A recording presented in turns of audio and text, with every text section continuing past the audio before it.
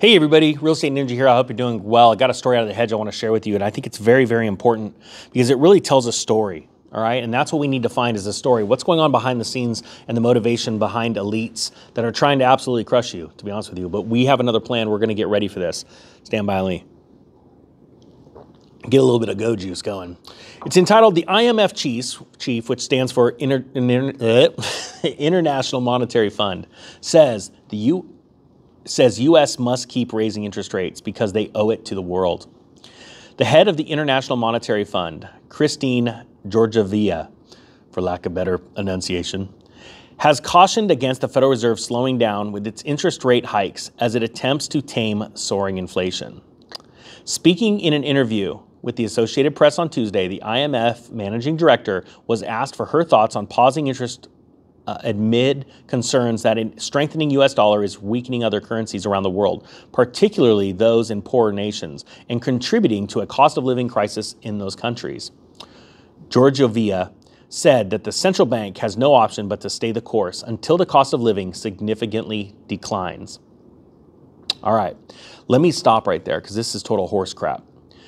What they want to do, what the IMF wants to do, and the Federal Reserve wants to do too, but they're playing good cop, bad cop right now, is they want to crush the world's economies, all right? And they want to do it fast because they know that Russia and China have formed an alliance with the BRICS nations, put that together. They've got a whole other currency system. And before they can get that thing completely organized, up and running, what they want to do is they want to crush as many countries as they can. Now think about this. This lady, which runs the IMF, International Monetary Fund, very powerful, right, is saying the central bank has no option but to stay the course until the cost of living significantly declines. So tell me in the comments section what cost of living significantly declines when interest rates go up. Obviously, one of them is real estate. And that is the one thing that everybody focuses on. But they don't focus on food. Interest rates cause food to, as interest rates go up, cause food to get more expensive. That is very, very important. And it is the one thing that causes people to get run scared when they don't have it. Another thing it squeezes capital markets to the extreme because it causes borrowing costs to go up so significantly that people stop borrowing money, and it causes a lot of businesses to completely shut down and go out of business. That will cause a depression because companies will lay people off, companies will just close their doors, there will be no jobs. That's what interest rates do. But the one thing they want you to focus on is housing.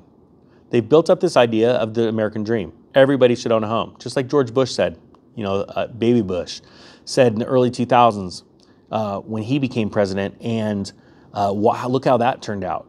We're going to make it possible so everybody buys a house and then the market crashes and we take all the homes back from you. That's what the banks did. They took all the homes back and then they resold them for more money. This is because of the way that they do their banking system.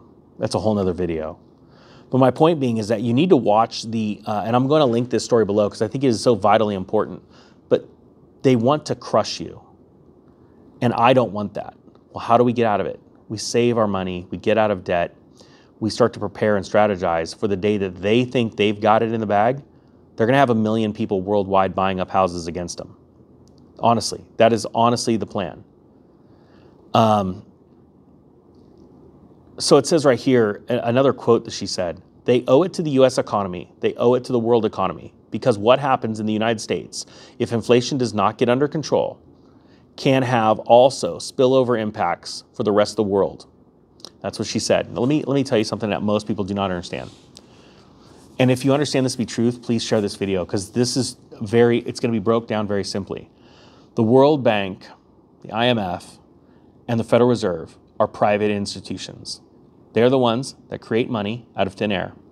And they have deceived governments. And trust me, most politicians in the government, not all of them, most of them, they understand how this works. Sign off on this. And they issue money. The reason why we have inflation is because they have caused inflation through the out-of-control printing of excess money so that they can buy up the real assets of the world. They've deceived the world. The only thing they would have to do to stop inflation right now is exactly what the Federal Reserve did back in right after the Great Recession started in 2008 when Lehman Brothers closed their doors, they did what's called quantitative easing. And let me give you an example, very, very basic example of what it was. They printed a bunch of money and people made monetary instruments out of them, right? Bonds, actual free cash floating around the economy, mortgages, things like that, right? Personal loans, those instruments were made with the money that was allowed to be printed through the Federal Reserve. When quantitative easing started, all that was the Federal Reserve saying, okay, what we're going to do is we're going to buy up distressed assets, the crappy assets, right? Mortgage-backed securities, things like that, loans that were defaulting. So what they would do is they would go to the banks, had all these loans that were defaulting, and they said, we'll buy them from you. We'll take them off your books, and we'll go put them in our storage. And we'll hold on to them until the economy is strong enough to where we can give them the crap assets back. See, there's a point at which the Federal Reserve just go, we're just going to buy it all back. We'll take that debt on our shoulders. They don't want to do that. That's not the game. The game is to get the government through taxation to carry that burden. And they're a private bank, which means they have the ability to go out of business. But until enough people know the truth and how this works, they won't. And that's why I've been trying to get that out on a couple of different YouTube channels, because it's so vitally important that you understand how this works. Because once you know how it works, all you simply do is you don't play in their games. We get out of the dollar, we move into gold and silver, not for trade currency, because there's just not simply enough of it. But we hold our value in that, right? Until it goes up in value, and then we sell it for other things of value, like real estate.